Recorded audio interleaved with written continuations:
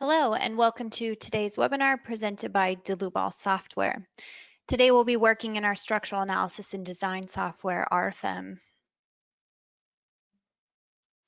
The topic for today's webinar is FEA troubleshooting and optimization in RFEM.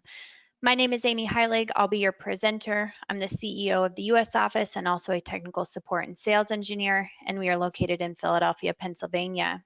My colleague Alex Bacon will be your moderator, answering any questions you have. He's a technical support engineer, also located in our Philadelphia office. If the control panel does seem to get in your way when you logged into this GoToWebinar, feel free to show or hide that with the orange arrow up at the top. We always want to encourage everyone to ask questions throughout the presentation. You can do so within this same dialog box. If by chance we don't get to all your questions, we will certainly send you a follow-up email afterwards. So as far as the content over the next hour today, I want to preface that I hope today's presentation will be useful despite any FEA program that you're using. So even if you're not utilizing RFEM, I believe that today's experience and troubleshooting and optimization can also be taken to these other programs. We'll definitely be working with quite a few simple models today, and I thought this was best to explain these concepts rather than overcomplicating with larger structures. So to begin, we'll be looking at model instabilities, which I know this is an incredibly frustrating topic, again, no matter which software you're in. So hopefully we can see today some tools to overcome these type of instabilities. And we'll definitely be working with our add-on module RF stability. This will help us with general stability and buckling analysis to overcome instabilities as well. Then we'll move on to a common question that many users have. Well, what is the right size for the FE mesh for my model? So we'll take a look at troubleshooting FE mesh size as well as optimization. From here, we can move into singularities, and singularities occur high peak stresses or internal forces that we know happen with FEA software, but in reality are not going to occur out in the field. So how can we overcome those within our program? Then moving on to member eccentricities or offsets. So the advantages and disadvantages of including these in our FEA software. And finally, looking at nonlinear features for improved results. And in particular, today we'll be looking at line releases. So again, hopefully throughout all of these examples today, you'll be able to pick up on FEA tips and suggestions, not only for our program RFEM, but for any FEA analysis. So with that said, we can begin within RFEM today. So again, as I mentioned, we have pretty simple structure here. If I take a look at my cross sections that are defined, I can expand this within my project navigator. We have some beams that are defined with W6 by 12s. We also have columns that are defined by W6 by 20. You'll see down here at the bottom, we have these nodal supports. So these pin type support are defined here within this dialog box. And you can see we have 6 degrees of freedom, 3 in translation, 3 in rotation. Now notice for this pin support, I restrained the translation according to the global X, Y, and Z axes, which we can see these axes here. But I've also restrained the rotation about the global Z axis. So this just doesn't allow that column to freely rotate about its own axes for torsion, for example. So we restrain that here as well. Now, when I look at my beams at the top here, and you'll notice that these are just typical beam type structures, but they are defined with a member hinge. So as you'll notice here, I have released the rotation about the local Y and Z axes, and this is denoted by lowercase here, X, Y, and Z, and we can relate it to this picture. But I have not released rotation about that local X axis. So again, that's going to prevent this member from freely rotating about its own axis with this pin member end release. Taking a look at our simple loads that we've applied, distributed loads up here on my front and rear beam, and then a couple of point loads to essentially apply a lateral load to this structure. So this is under a particular load case here. And when we go to run this load case, according to just a simple linear analysis, we're presented here with our first instability.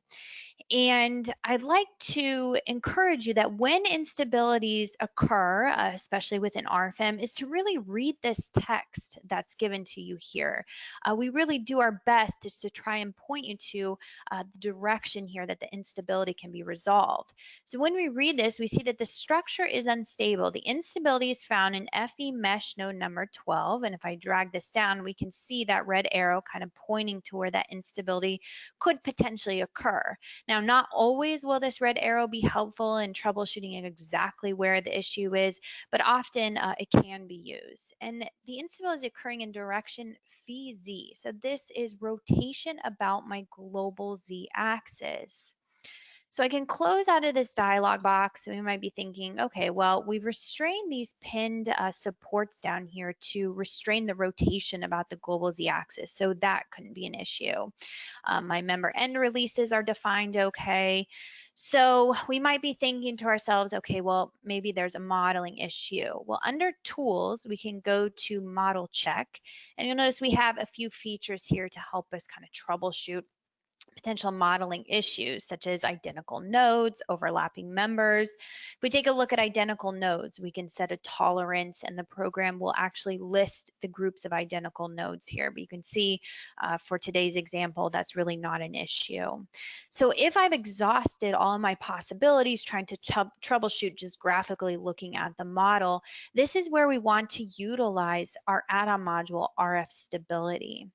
So over in the left, the project navigator, I can launch this add-on module. And what this allows me to do is to run a general eigenvalue analysis on this structure for general stability design.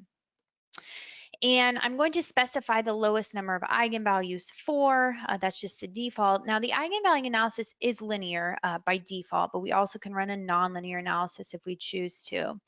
But here's the problem. When we try and import the axial forces here from load case number 1, and we click calculate, the program gives us a warning here saying that the results are not available.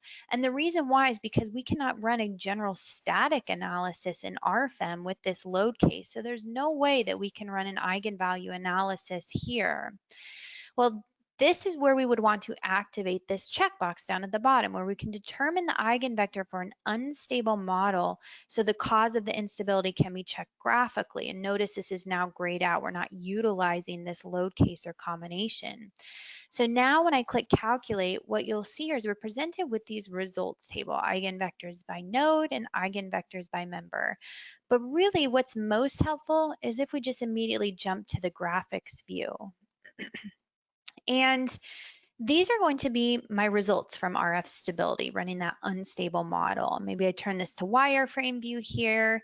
And when I rotate the model around, I think we can clearly see what the issue is. And I can even show animation here of RF stability. And we see that this member is not connected to the rest of the structure, so it's free to move about that global z-axis. So what we'll do is to turn off the results here. And if we zoom in quite a bit, well, sure enough, these two nodes aren't connected. And we might be asking ourselves, well, what point is the program going to automatically mesh these two node points together? And that does exist within the model. Under Calculate FE Mesh Settings, there's an epsilon value here. And this epsilon value, if we go to the full precision, is set at something pretty small, 0.003 feet. So this is the default setting, and you certainly can increase this, but you really need to be careful because if you set this to something too big, you're going to begin to merge nodes together during the calculation that really aren't meant to be merged.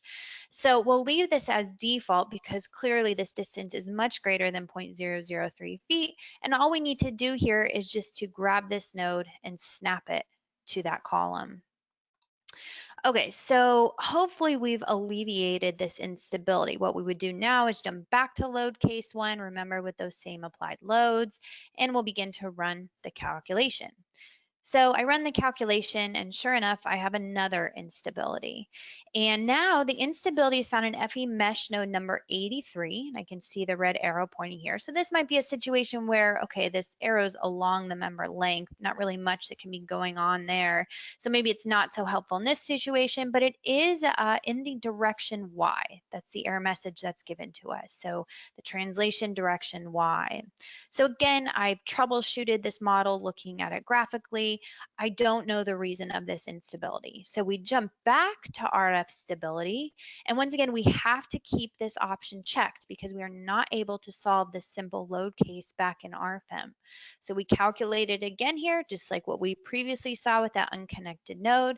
We take a look at our graphics, and realistically, we can see what the issue is here. We have all of these nodal pin support defined down here at the bottom. We have the moment release for our two beams at the top. So we have all these pin connections, but we have no lateral stability to this structure. So you can see RF stability is telling us, well, clearly the entire structure is going to fail. We apply this lateral load, it's just really going to hinge to the right side here. So how do we alleviate this? Well, we would just need to add in some lateral bracing. So we can go in to draw a new single member, and we access our cross-section library, and we'll choose a single angle here. Now, utilizing my filters on the left, we can choose a single angle of 3.5 by 3.5 by 3/8 from the AISC. Maybe we want to create a new material here, so we access our material library. Again, utilizing the filters on the left, we can choose steel A36 from the AISC standard. I click OK. And the member type here would be set to tension only. So the benefit of this tension only member is that when this member experiences compression, it will be completely taken out of the model, but in a subsequent iteration, if tension is reintroduced into the member, it will be reactivated. And this is because RFEM is a nonlinear analysis program, so it can activate and deactivate this member all within the same calculation. So I click OK, and what I'd like to do here is snap from the bottom point to the top point here.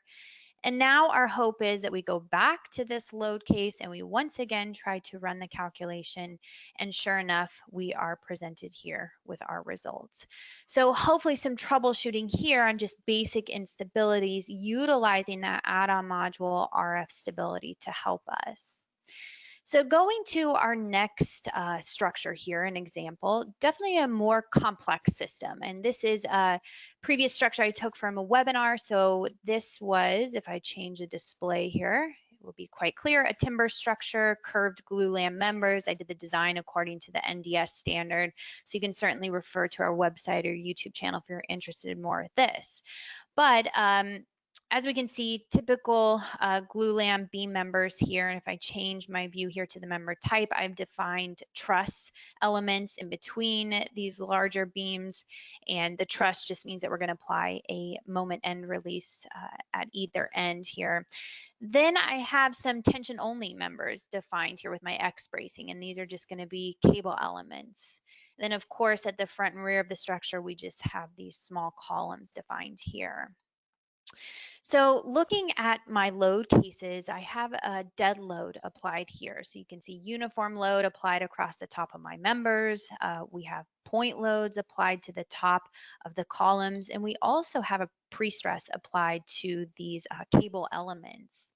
Looking at my next load case, we have a balanced snow load according to the ASCE 7, and then load case number 3, an unbalanced snow load. Well, when I combine all of these into my load combination, you can see here load combination number 2. It's combining those dead loads along with the balanced snow load. And I'd like to run this calculation here. So we will run the calculation. I click OK. And the program will run through this nonlinear analysis, and we are presented with yet again another instability. But notice that my text looks a little bit different this time. It says the model's unstable. The instability is found in FE mesh node number 94, so we can see exactly where that's pointing to. But this time the program tells me, yes, it's in the direction phi x, so rotation about the global x-axis, but the specified load is greater than the critical load. It goes on to tell us utilize RF stability to help you troubleshoot here. So how would I approach this? Well, when we're seeing issues related to critical loads, the first thing to do is to jump up to our load combinations. And by default, all load combinations are run according to a second order analysis. Well, let's just change this to a first order analysis, and we will click OK here, and let's try and rerun the calculation. Now, I will say if you cannot run according to a first order analysis, the first thing we should be thinking is we probably have a modeling mistake somewhere. But in this instance, the program runs okay. And the other thing to check is, do we have any crazy deflections? If you see things just flying off the page, well, you know that there's probably, again, some type of modeling error when the deflection according to a first order analysis is pretty large. But in our case, if I decrease this deformation factor and I look at our total, 0.4 inches. So really nothing too wild going on here. So why can we not solve according to a second order analysis? Well, this is where we would jump to RF stability once again. Now, the difference here is that I no longer need to utilize this checkbox down here, but rather I can select load combination 2 here from my dropdown, because remember, we were able to get it to solve in RFEM. And this is according to a first order analysis here, what I'm selecting from this dropdown. So we run a linear eigenvalue analysis. And what will be presented here is our critical load factors for our 4 different buckling modes. Now, looking at dragging this down, taking a look at my 4 different eigenvalues, I think we can see clearly here what the issue is these slender columns at the front and at the rear of the structure. So when I look at this table and specifically at this value, critical load factor 0.565, what does this mean? Well, this is the factor that I can multiply my loads from load combination 2 before I'm going to see a buckling shape such as this. Well, anything below 1.0 is a big problem. The programs tell me I can only apply 56.5% of my loads from load combination 2 before my structure is going to fail. So how do we remedy this? Well, we can jump to our graphics view, and if we're curious here just to see those different buckling mode shapes in a little bit more detail, we can do so within our color panel over here. So I'm going to go back to the project navigator under my data tab and to take a look at my cross sections. And my slender columns here are very slender. I can double click on them and you can see they're only 3.5 inches by 3.5 inches. So maybe we edit this and instead we're going to use 5 inches by 5 inches. Same material. I don't need to make any modifications there. So now we're going to see slightly higher stiffness here with these increased member sizes. So then what we'd like to do is to go back to our load combinations here. Load combination number 2, we change this back to a second order analysis because the hope is that this now solves according to not only a first order analysis, but a second order analysis. And sure enough, we are able to get results here and we can see that our total deformation is only 0.4 inches. So everything looks pretty good there. And we might be curious to see, well, what does RF stability look like once we've increased these member sizes? Well, we're still importing load combination number 2, but remember now this is according to a second order analysis, but that's fine because it solves back in RFEM. And here we're presented with critical load factors of 2.2. So it looks like we still, our initial buckling mode shapes here for this structure would still be related to these slender columns, but now the structure can handle 220% of the loads from load combination 2 before we're going to see any type of failure behavior related to buckling such as this. So again, incredibly useful to utilize this add-on module RF stability here. Okay, so jumping to the last instability example, you can see that the first 2 examples are related to members and 1D elements such as beams, columns, and so on. But instabilities can also happen with surfaces. So once again, this was a previous model I took from a 2-part webinar series on a little bit more information on plate and shell modeling within RFEM. And we have a typical tank type structure here. So when I take a look at my applied loads, we have our first load case, which is just self-weight, so no additional loads are shown here. Then we have our fill load. So this is going to be an internal load kind of pushing out on the structure walls here. And we have a wind load, which includes an uplift from the bottom and also a lateral load coming from the left with a suction force over on the right-hand side. So taking a look at my load combination where I've applied all three of these load cases together, we'd like to begin our first analysis. So I'm going to start the calculation here, and similar to what we've seen previously, we get an instability. So once again, let's try and read this information here to give us more information about what could possibly be going on. So we have an instability in FE mesh node 2371. So I look at here, okay, well, it looks to be at the top of this leg, the bottom of the actual body of the tank. This time it's in the direction Z. So we'll have to look into that a little bit further, but we still get that same error that the specified load is greater than the critical load. So once again, I'm going to take the exact same process that we just saw for our member elements, but it also can be applied to surfaces. So we go in here to our load cases and combinations. And under calculation parameters, instead of running according to a second order analysis, we change this to a first order analysis. And it's our hope now that we're able to see the calculation run. And again, if we're not able to, then let's begin checking for duplicate members, duplicate nodes, unconnected nodes. Maybe we have the wrong units defined for our loads. So many different scenarios here. But in this particular case, the model solves great for a first order analysis. If I decrease this deformation here, we see the total deformation is only 0.05 inches. So relatively nothing going on here. So we go back to our trusted RF stability, and we are going to import in load combination number 1, because remember, we do have the ability to solve for that back in RFEM, so we do not need to utilize this option down here at the bottom. We click calculate here, and notice this will take a split second longer than what we saw with our members because we've introduced many more FE mesh points into the model than what we previously had with the members. But eventually we are going to be presented with our results here, including the critical load factor. So when I kind of move this down here, I think it's maybe quite apparent what exactly the issue is. It looks to be buckling of these leg elements here. And again, we're seeing values less than 1.0. So the program's telling us we can only apply 67% of the loads from load combination 1 before we're going to see a failure such as this one. So going back to the graphics view here, maybe we turn this to wireframe view to view this in a little bit more detail and more clearly. Again, we can scroll through to these different mode shapes here. And again, they're all related to this leg element here. So what I can do is to highlight all of these elements, and I can right click to edit the surface, and we'll notice that our thickness is only 0.04 inches. So this is probably not sufficient in this case. We definitely need to increase this. So let us try 0.14 inches instead. I click OK.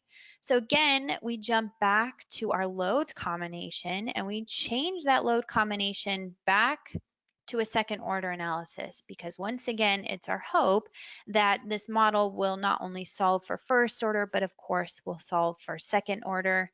And sure enough, we're here presented with our results now. So just by increasing the thickness of those legs, we've kind of alleviated the buckling issues that were taking place. So again, just RF stability can be used not only for member elements, but really we can troubleshoot the stability of surface elements as well.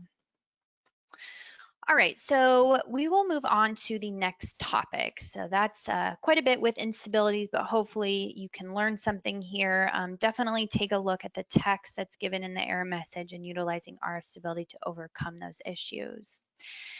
So I mentioned in the PowerPoint a very common question. What size should my FE mesh be for my surface elements in order to give me accurate results? And that's always a good question, and it's not so easy just to answer for every single model because this really depends.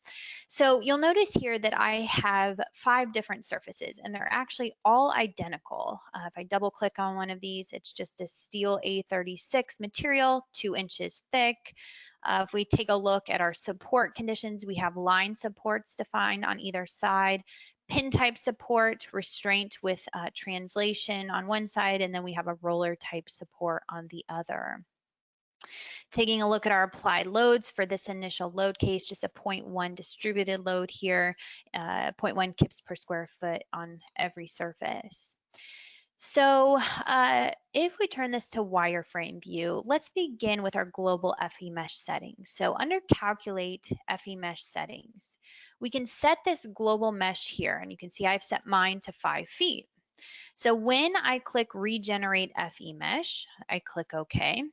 Let's take a look at our first surface here. So this is going to abide by that global FE mesh of 5 feet. And you'll notice a very coarse mesh. We only have 2 elements across the width. And I can tell you this is definitely not ideal. The only place that we're getting results here within the program after we run the analysis is at every FE mesh point. Definitely not adequate, much too coarse. So as we begin to move on down the line here, you'll notice that I've added these FE mesh refinements, and you can add an FE mesh refinement about any element by just highlighting it, right clicking, and you'll see here FE mesh refinement. And in this case, I went ahead and set the FE mesh refinement to 2.5 feet. So about half of what we're seeing from this adjacent surface. Well, I continue to do so by adding in an additional FE mesh refinement here of 1 foot. Well, my fourth surface here has an even smaller FE mesh refinement, 0.25, so about 3 inches. And finally, we have this very refined FE mesh at 0.1 feet, so a little over 1 inch. So it might be interesting for us to compare results then for these distributed loads. So we're going to run the analysis here. And let's take a look at, I'll turn off my sections here, the initial deformation. So just primarily looking at it, nothing too drastically different here. I'm sure we would get some different values. But I think the biggest telling difference here is to take a look at the internal forces. And let's begin with our MY forces. So I've set my contours here according to every FE element, and you can see that bending along the local y-axis of the surface, so this is in the length direction, is drastically different when we compare it as we move down this line here. So as you can see, and I've already mentioned, this coarse mesh, much too big. We're not going to gain accurate results here. When we take a look at the MY forces, same concept. Comparison of this first surface versus these last couple is very different.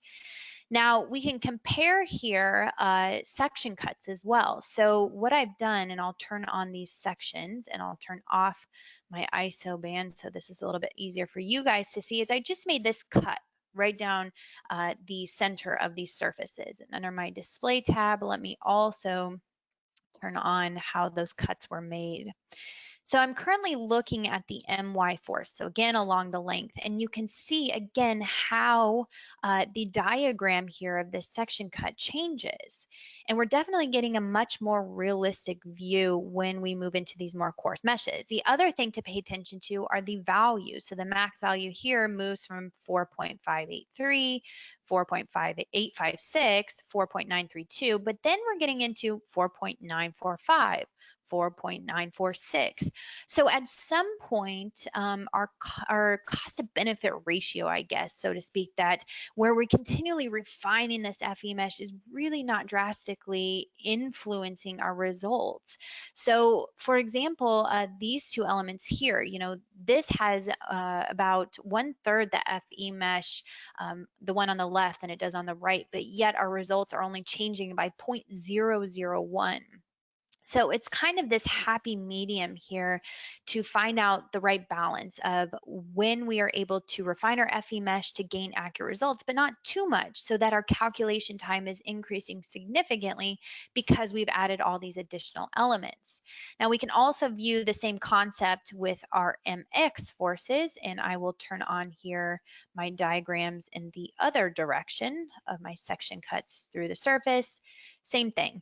You can see that this diagram here is definitely not what we'd like to see, but as we begin to move down the line, we're seeing a little bit more realistic behavior here. But again, take a look at the max bending forces, 0.479 kip feet, 0.472, 0.47. So very little difference when we're looking at some of these surfaces towards the end here with an increase in FE mesh. So I would argue that maybe the second to the last, or possibly even the third to the last, just depending on your structure, is adequate for gaining those accurate results while not waiting forever for your solution to run.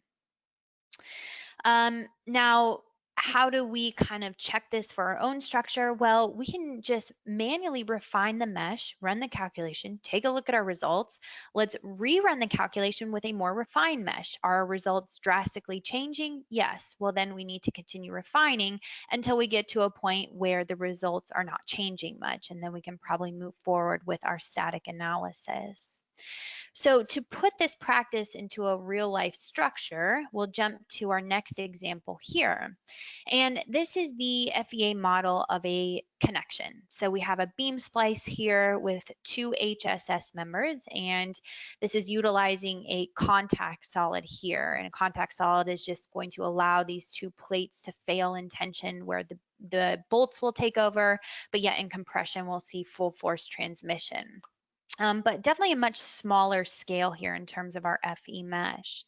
So turning this to wireframe view, if we go to calculate FE mesh settings, typically for a new model, the default mesh size is 1 foot or 12 inches. So if we were to move forward with this 12 inches and we regenerate our FE mesh here, I think we can see that this is absolutely not correct. There's some portions of this HSS sidewall that don't even have a single FE mesh point across the width. So this is definitely telling us that we really need to refine this FE mesh to get multiple elements across this width here in order to get accurate results. So under calculate FE mesh settings, let's change this instead to 1 inch and we'll regenerate the FE mesh, and I click OK. So now you can see that this looks incredibly better. Now, the program is still intelligent enough, and you saw this in what was just shown with the 1 foot mesh, that it will still tie together the nodes and the line elements despite the large FE mesh. So we don't need to take care of any of that manually, but we definitely needed to refine the FE mesh for the surfaces out here. Now, there may be situations where we want to further refine the FE mesh, and again, we can utilize those FE mesh refinements. So we just right click on this line element, we can add that FE mesh refinement here.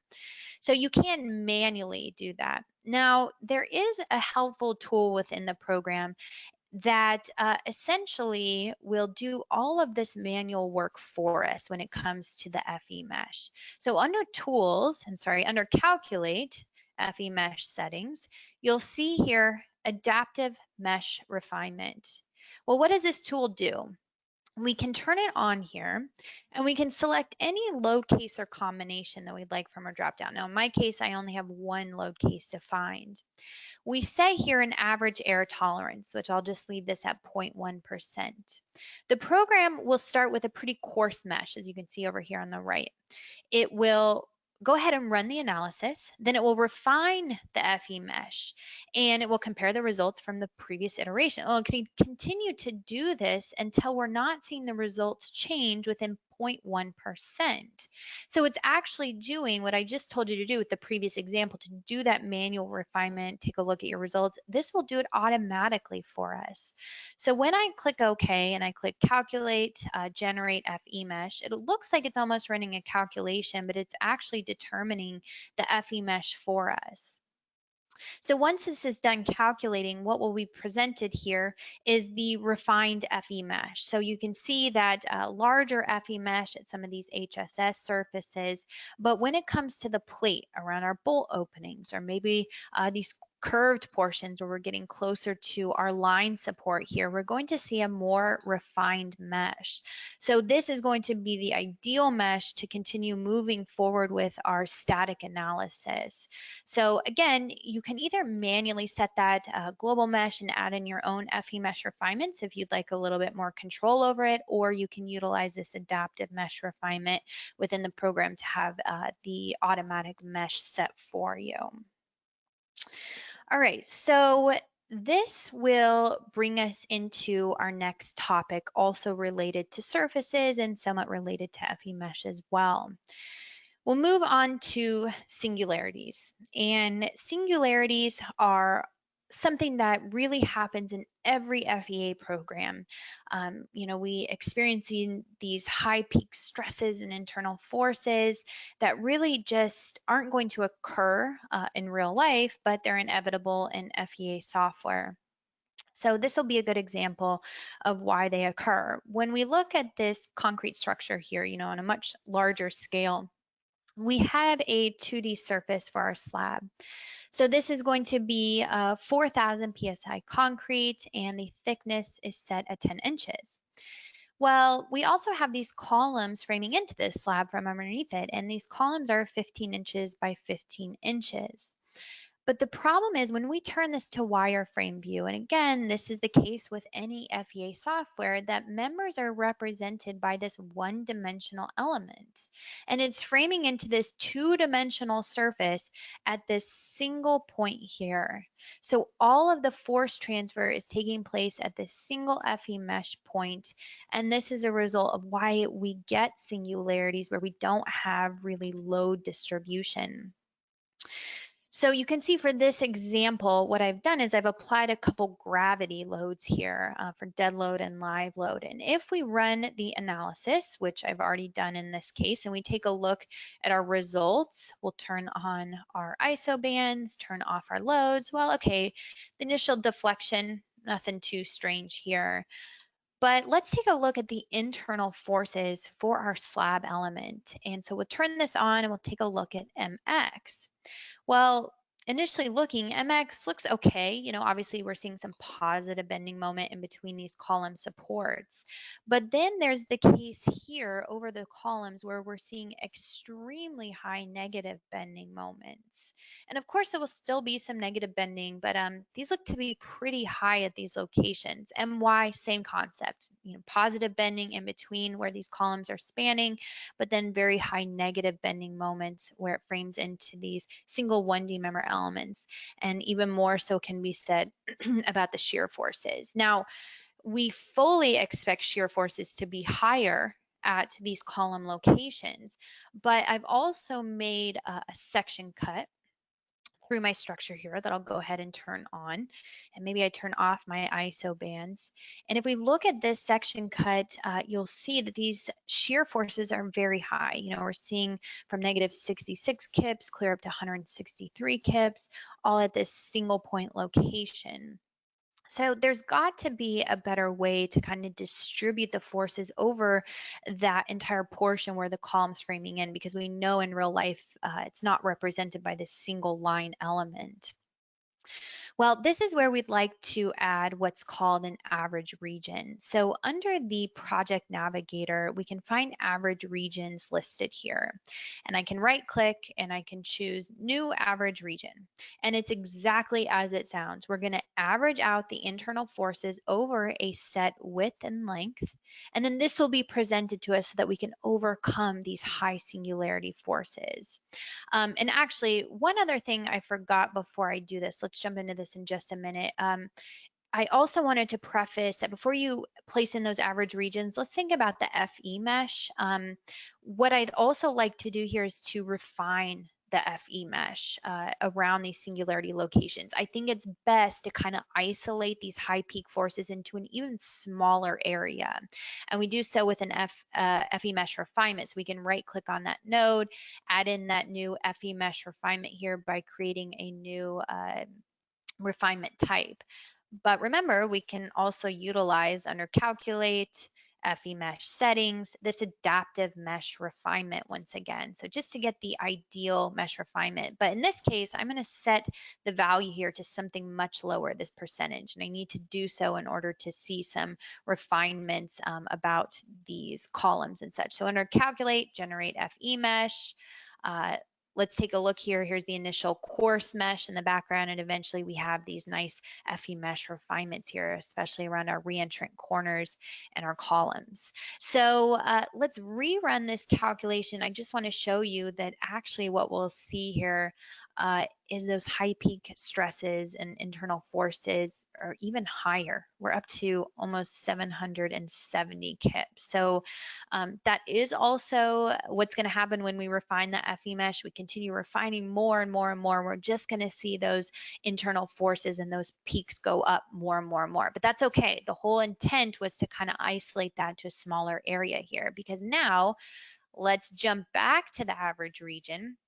And we right click on the average region to create a new definition type. So as I was saying, exactly as it sounds, it's going to average out these internal forces over a set dimension.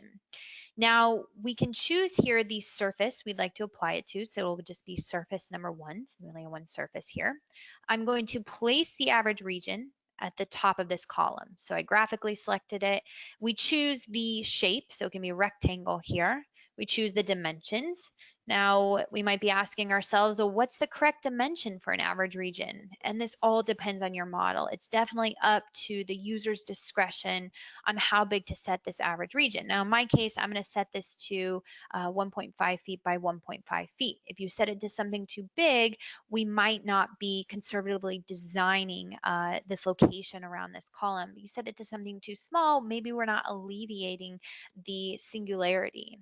So we also check all 4 of these options here. This just means it's going to average out the internal forces in all 4 directions. So now when I click OK, you'll notice that immediately that high peak force is gone because we're averaging it out over this entire area shown with that blue symbol. I can take this average region, hold down my control key, drag and drop it to my next column location. You'll notice that peak's now gone. Let's continue to do so with this third column. And now we're seeing those high peak stresses are eliminated. Now, not entirely, because we do want to see some shear, of course, at these locations.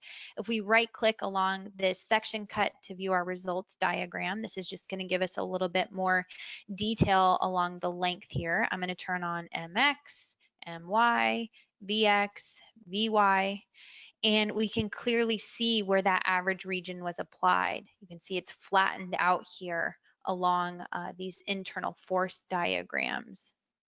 So average regions can definitely be helpful in overcoming these singularities. They can also be applied in the design add-on modules such as RF concrete surfaces, where we design the reinforcement for this element here. Well, these average regions can also be considered directly within the add-on modules. So moving on to our next example, also to deal with singularities, there are situations where maybe average regions don't help in certain scenarios. So for this particular case, we have here just, let's say, some type of shear wall or gravity loading wall, and we have 4,000 psi concrete 6 inches thick, and you can see just a simple gravity load applied. The top here is a distributed load. And I've also applied a couple columns framing into the bottom. Now these columns are quite compact, we'll say in one direction, 2 feet by 6 inches. But regardless of the dimensions of this column, when we turn this to wireframe view, we'll still see that these members are represented by these single line elements framing into this one tiny FE mesh point here. So when we take a look at the results from this first load type here, and we're currently viewing the deformations, we zoom in here to look at our deformations. Well, this definitely is not ideal. We know that this column has a pretty wide width of almost 2 feet, so we wouldn't expect deflection such as this. Well, then if we take a look at our internal forces, and let's take a look at NY forces, this is going to be compression and tension in this wall. We have extremely high peak forces here, you know, those singularities. We're seeing compression here at 454 kips. So this is definitely not ideal.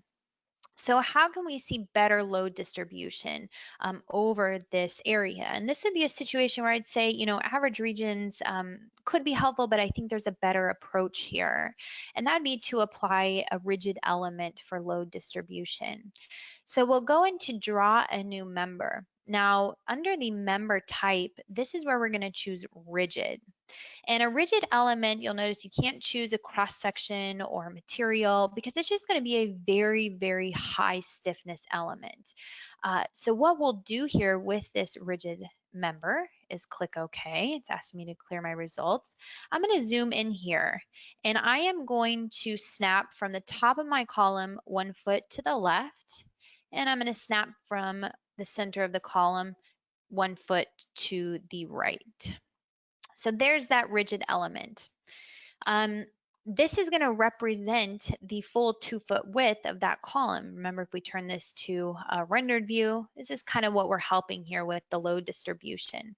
I'm going to take these 2 rigid elements. I hold down my control key. After they are selected, I can drag and drop and copy them to the other side. So let us rerun this same calculation just to see how our results will vary. And when we take a look at our global deformations, this is definitely something that looks much better. We kind of have a straight deformation line here at the top of the column due to those rigid links, but yet we're going to see, you know, downward deflection here spanning between the columns. And let us jump back to our internal forces, and in particular, those tension and compression forces. So you can see now we're seeing high tension forces, or sorry, we're going to see, high tension forces at the bottom here. We're going to see some compression forces more towards the top. And this is exactly what we'd expect. So previously, we had those singularity points that were kind of overtaking all of the internal forces here. Now, we might still have a slight singularity here where this rigid link is ending, and this could be where we use an average region to maybe help distribute that load a little bit further. But all in all, this is going to give us much better results than what we saw previously without those rigid elements. Okay, so moving on to our second to last topic, I want to take a look at here. We will take a look at eccentricities, and we'll jump to this model here. Very simple application. Simply supported members here, but I want to take a little bit of time to discuss member eccentricities, member offsets, because this is a topic that comes up over and over again. So it must be remembered that finite element analysis software is not a BIM software. So BIM, you know, we're using to ultimately create these drawings to maybe give to the contractor to show exactly how members are framing into each other. But when we're talking about the finite element analysis software, this is truly is what it sounds. It's for the analysis, for the engineer. So it's not our goal to make sure that every element is lining up perfectly with every other adjacent element. Now, so I'd like to, you know, take a minute to talk about when eccentricities can be helpful, but also when they can really cause unwanted behavior within the program. So starting off with the simple application here, distributed load over these simply supported members. You'll notice that first element here, I turn this to wireframe view. Everything's just framing into it at the center line. Well, the second element here, and let me turn off my nodal supports. What you'll see is that I've actually added in an eccentricity so that under the options tab, I manually set this to drop the top of steel to where that nodal support is. And I manually set that here in the global Z direction. So what you'll notice when I turn this into wireframe view is that we have these rigid elements here that we've kind of dropped this down at those nodal supports. Now, we're not truly adding in rigid links along the member length. It's actually taken into account with the stiffness matrix, but just an easy way to think of it is to imagine these rigid elements, dropping this member down all along the length. So we might think that that's harmless, and we go to run our analysis here, both with the same distributed loads. And I'd like to take a look at the results, and we'll immediately start off with the moment diagram. So a simply supported beam, we take a look at our first example here. This is exactly as we'd expect for our moment diagram, peak moment right here at the center. But as we transition into those nodal supports, which are pin roller type situation, we expect no moment. Well, by introducing this eccentricity here to drop the top of steel down to where our nodal support is, we now have a negative bending moment here due to those rigid elements at the end. Our peak moment here in the center is almost half of what we're seeing here with our original beam element. So definitely not ideal when, again, we're looking at this render view to drop that element down here, because we're going to get these unwanted moments at the ends. We're not getting the full moment here at the midspan. So this is definitely a scenario where you really need to think to yourself, okay, why am I dropping this element down with this eccentricity? Is it really necessary with this finite element software? So moving on to our next example right next to it, we'll go ahead and take a look at a different type of system. So this is just going to be a simple 2D frame here, and you can see I've restrained the top here out of plane. Chevron bracing here with some single angles. Turning this to a wireframe view, my first example, everything's framing in nicely at the center lines just by default. Well, when I take a look at my example here in front of it, what I've done is I said to myself, and I'll turn off those nodal supports here, I want to drop the top of this member down to the top of the column. So we've added in that eccentricity here, and I did so, which you can see under my eccentricity options. I took advantage of this relative offset. I took the top of the member, I offset it from member number 15, which is the column. The advantage of using these relative offsets is that when the member size changes, if I needed to do so, the eccentricity is automatically updated, so I don't need to manually adjust those. But point being, we could have even taken this a step further to move the eccentricity from the axial offset here as well. But when we turn this to wireframe view, we can kind of see this member drop down below here again with those rigid type elements, again, being taken into consideration with the stiffness matrix. A lateral load applied here. So we run this analysis, and when we take a look at our results, pretty much everything looks to be fairly the same. We're taking a look at our axial forces. Maybe we take a look at our shear forces as well. But taking a look at the bending moment, the strong axis bending moment, let me create a visibility for just these two upper beams here. Well, you'll notice the drastic difference with the strong axis bending. In my first example, we transition here from a positive moment, 0 moment at the midspan, into a negative moment. Quite a different story when we've taken into consideration that eccentricity. So we have a huge jump in the moment where those chevron braces are framing in. And we know that this really just is not ideal behavior. So this is definitely, again, a scenario where it must be considered, okay, do we really need to consider these member eccentricities and offsets, or is it doing us more harm than good?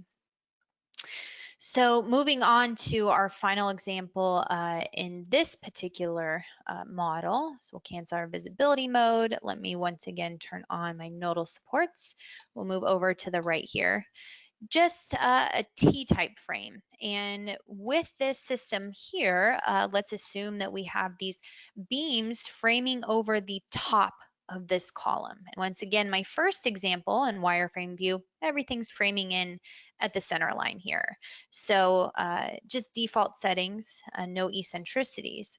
But when I look at my example here, what I've assumed is that, okay, well, if I know my beam is running along the top of this column, I'm going to offset this column so that it frames into the bottom of the member. And I did so under my eccentricity options here again. I use this option down at the bottom where I can apply an axial offset from the adjoining member. So I've applied that, and you can see here that we have a small little link that's going to drop that member down below. So let us once again take a look at the examples, and we'll turn this to wireframe view. Let's turn off our loads. Same loads apply to either scenario. And we take a look at the bending moment. Now, only 0.1 kip feet of difference here between my model on the left and my model here out in front on the right. When we take a look at shear, again, about 0.02 difference kips between the first and the second examples. Maybe we're interested in seeing our axial forces within this column. If we take a look at the axial force down at the bottom, 26.05 versus 26.01, so 0.04 kips of difference. So my point being here is that we perhaps have a huge model. We've gone through, we've applied all these eccentricities for our columns to drop that down, to the bottom of the beams framing up above it with absolutely, no influence or very, very little influence on our results that really don't make it worthwhile. So maybe not detrimental here in terms of additional forces, but really no difference. So there's no reason to apply these offsets in these situations. So again, this isn't a BIM software. We're just truly here to do the analysis. Now the exception, well, we'll get into another exception in just a minute, but considering connection design, of course, with connection design, you need to consider offsets and eccentricities when, a beam is framing into the face of a column. That's clear. But when we're looking at overall member design, in so many scenarios, it's just really not necessary. So jumping into an additional example here, we'll go to the second example. Now there are scenarios where we do need to consider eccentricities for the full structural system. And a perfect example of this is composite behavior. So you'll notice my initial example and system up here, I have a concrete deck. I have also my steel member, and everything just modeled with the center line. So I've applied that here. You can see those center lines just kind of lie directly within each other.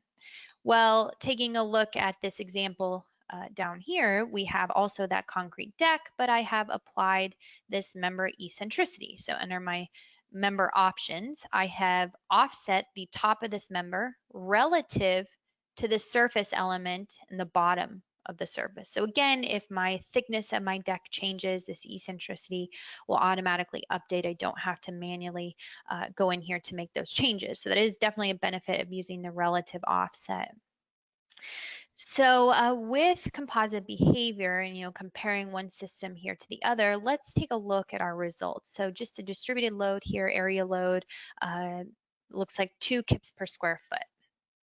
So we run our analysis and we take a look initially at our deflections. Well, the first thing to notice, and I can turn on here my sections, is that we have significantly greater deflection with this system here where the elements are modeled at their center line. So slightly less deflection here with the true offset of this member applied. Now, we know the entire purpose of composite behavior is so that the slab element is going to take the compression forces and the beam element is going to take the tension forces. So if we turn on our surfaces and we're going to activate here, let me set this back to default, the NY forces. So this would be the tension and compression forces along the length here in the Y direction of the surface. And maybe I create my user-defined visibility. There's absolutely no compression going on with this first example. Well, if we compare that here to our second example down here, and let's create a user-defined visibility. And let me set this back to default. You'll notice that we have significant compression, 80 kips here towards the mid-span. Now, this transitions into some high tension forces, and I would say this could probably be attributed with a singularity. So we could probably use an average region, maybe rigid links to kind of take care of that. In our control panel, maybe we completely take out tension and we adjust this control panel here only to look at the compression forces. And it's really as we'd expect. You know, we want this slab element to take those compression forces from this applied area load. Well, in turn, if we turn off our surfaces here, let's take a look at our members. And we're most interested in here, and let me cancel my visibility. Let me turn off my sections, is the axial force of the member. Well, looking at my system up here, I don't have a single axial load within this member at all. So it's not taking any of the tension.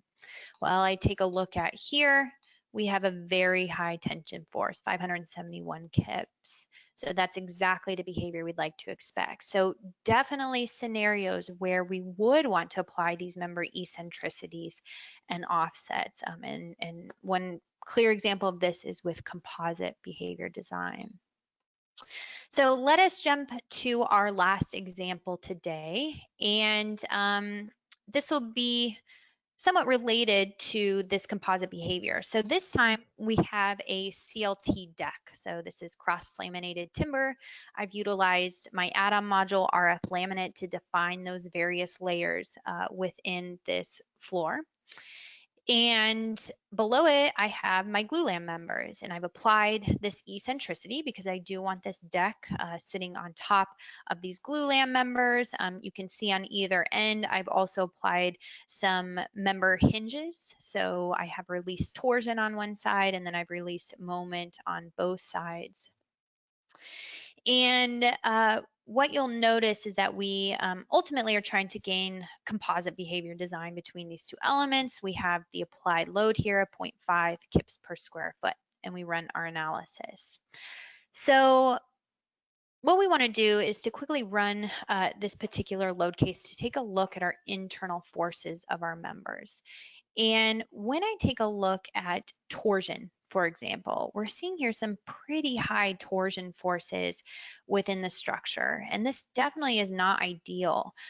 Typically, when we are connecting the CLT floor to the beams below it, we're going to use a screw type connection, and the screw is going to release the moment so that we're not so concerned with torsion in our members. The other thing is if we take a look at the bending moment, well, these are supposed to be simply supported member elements here with pin and releases, and we have extremely high negative bending at one end. Now it eventually goes back to 0, but we definitely don't want to see such high negative bending either.